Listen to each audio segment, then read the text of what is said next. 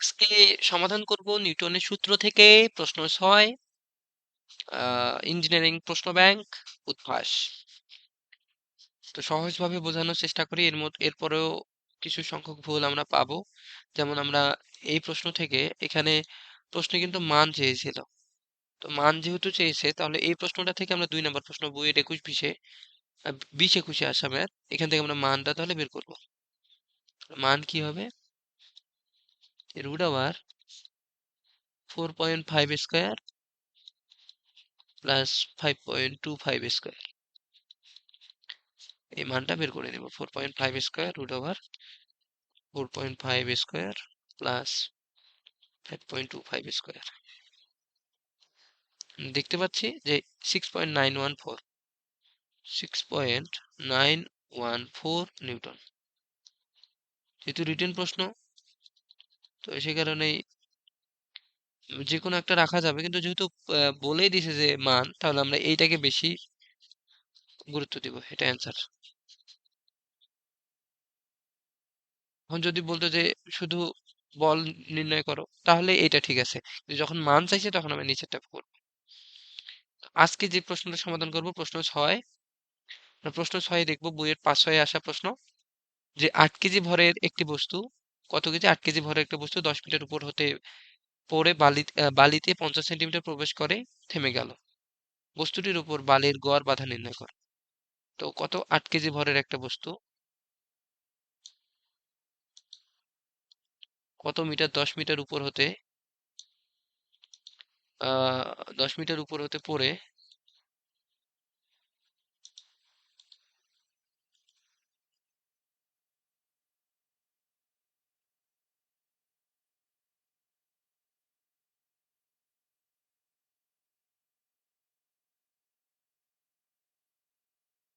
10 metre উপর হতে পড়ে 50 সেন্টিমিটার প্রবেশ করলো বালিতে।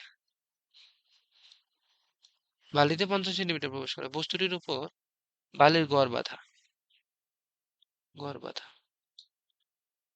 এখন আমরা এই প্রশ্ন থেকে আমরা অনেক সময় আমরা কাজ শক্তি উপপাদ্য থেকে যেটা করি, পঞ্চম অধ্যায় থেকে আমরা, যেহেতু আমরা নিউটনের বলবিদ্যা করতেছি, তো আমরা ওইটা কাজ ক্ষমতা শক্তির প্রশ্ন, তো আবার নিউটনীয় বলবিদ্যার প্রশ্ন, আমরা দুইভাবে প্রশ্নটা সলভ করতে পারি।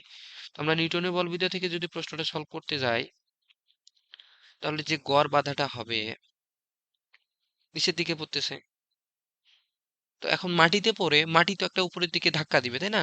কিন্তু এই এই বস্তুটা কি, মানে বস্তুটা কিন্তু মাটির ভিতরে ঢুকে গেছে। তো মাটির ভিতরে যদি ঢুকে যায়, তাহলে গড় বাধা কি হবে? বস্তুটা বালিতে ঢুকে গেছে। বস্তুটি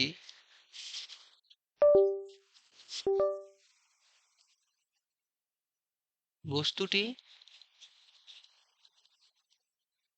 বালিতে প্রবেশ করে প্রবেশ করে তো বালিতে প্রবেশ করার পরে কি বালি একটা ঊর্ধ্বমুখী বল প্রয়োগ করছে না?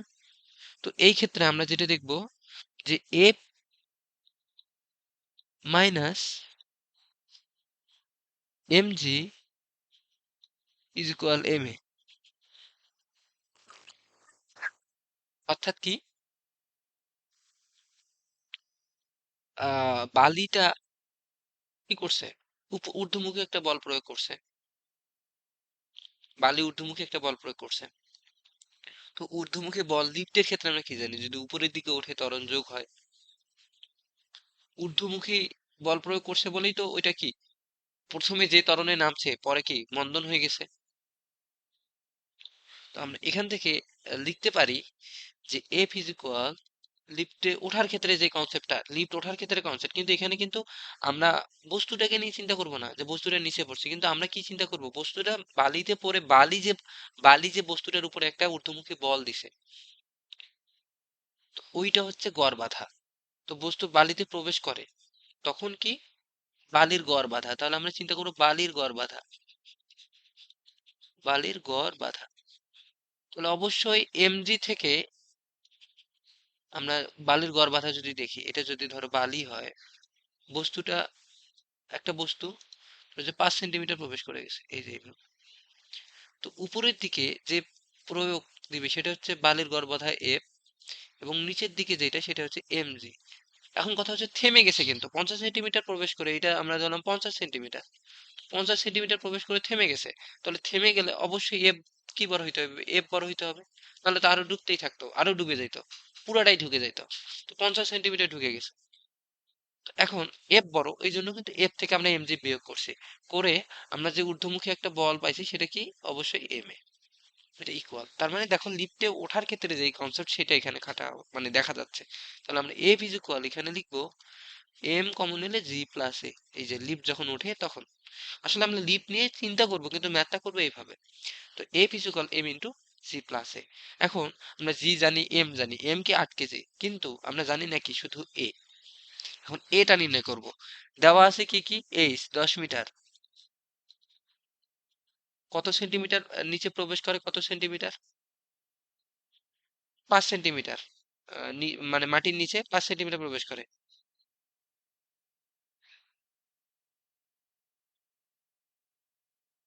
তাহলে 5 সেন্টিমিটার যদি প্রবেশ করে, তাহলে আমরা এখান থেকে দেখব যে, ধরলাম যে এটা হচ্ছে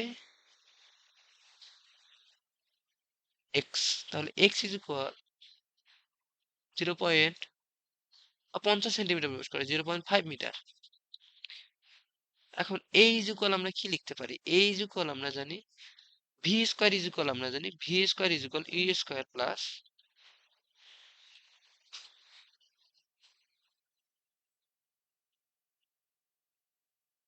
you square plus 2 a s। কিন্তু এই ক্ষেত্রে কি মন্দন হচ্ছে না, ত্বরণটা কমে যাচ্ছে, বস্তুটা তো পরে থামে যাবে। তো এখানে আমরা কি ব্যবহার করব, তখন মাইনাস ব্যবহার করব। তাহলে V square is equal minus 2 a s। তো আমার এখান থেকে কি প্রয়োজন, ভি প্রয়োজন, ভি তো জিরো, আচ্ছা ভি প্রয়োজন নাই, ভি জিরো। তাহলে আমার কি লিখবো, u square is equal 2 a s। তো এখান থেকে আমরা কি বের করব, এ।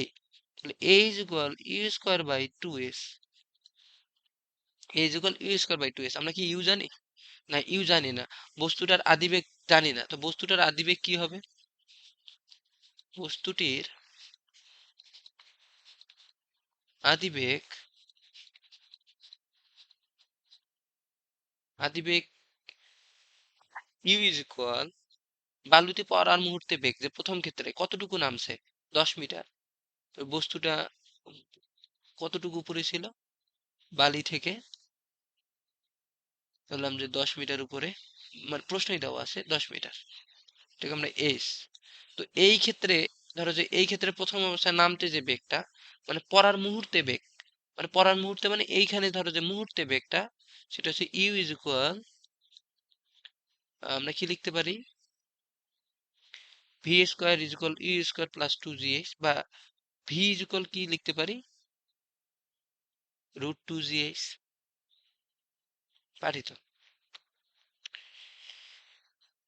কারণ আমরা জানি v square is equal you square plus 2 s. তো এইটাই তো তখন একটা ভি হিসেবে চিন্তা করবো, শেষ বেগ হিসেবে, পড়ার মুহূর্তে যে বেগটা, তাহলে ওইটাই ইজ ইকুয়াল আমরা কি লিখবো, v square is equal you square plus 2 g S.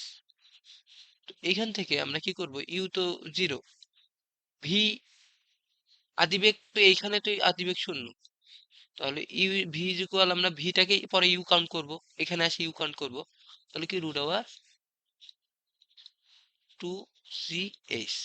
এখান থেকে আমরা √2 × 9.8 ইন্টু এইচ 10, এটাকে যদি আমরা এখানে বসাই তাহলে আমরা ভি স্কোয়ারের মানটা এখানে বসাবো। তাহলে আমরা এটাকে এইখানে এসে কি কাউন্ট করব, ইউটাকে আমরা ভি কাউন্ট করব, এখানে যে ভি, এটাকে আমরা পরে এখানে আদিবেগ চিন্তা করব।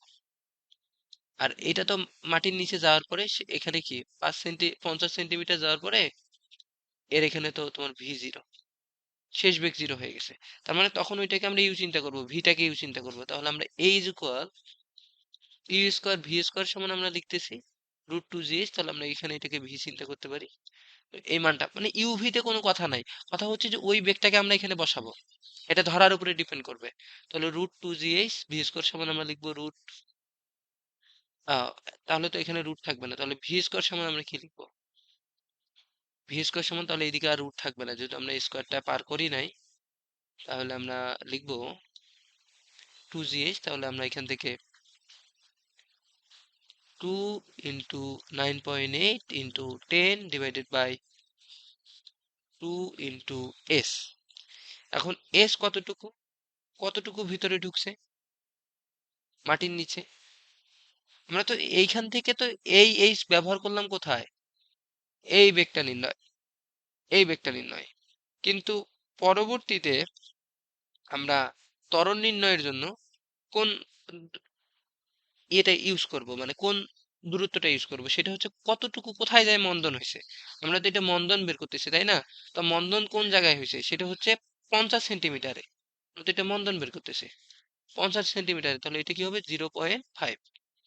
তো এটাকে যদি আমরা ক্যালকুলেশন করি, এ পাবো 9.8, 98 ভাগ 0.5, তার মানে 98 × 2, তাই তো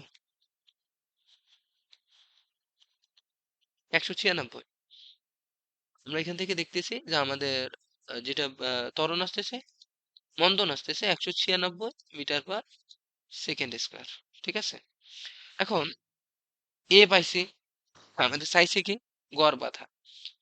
গড় বাধা এ বিজিক্যাল, আমরা এটা এখানে বসাই দিব। আমরা গড় বাধার সূত্র কি, এ বিজিক্যাল এম ইন্টু জি প্লাস এ। এম কি জানি 8 কেজি ইন্টু 9.8, এ কি বসাবো 196। তো এটা যদি আমরা ক্যালকুলেশন করি তাহলে আমরা দেখবো 8 × 9.8 প্লাস 196, 1646.4, দুঃখিত, 4 নিউটন। এটা হবে অ্যান্সার। তো গড় বাধা কি হবে এটা। এখন আমরা কাজ ক্ষমতা শক্তিতে আহ সমাধানের সময় আরেকটা নিয়ম শিখবো। এটা কাজ ক্ষমতা শক্তিতে আমরা দেখব যে কাজ শক্তি উপপাদ্য। ঠিক আছে, তো আপাতত আমরা এটাতে এই নিয়মেই শিখি, কারণ আমরা নিউটনীয় বলবিদ্যা, নিউটনের সূত্র দিয়ে সমাধান। ঠিক আছে, আমরা পরের ক্লাসে প্রশ্ন 7 সমাধান করব।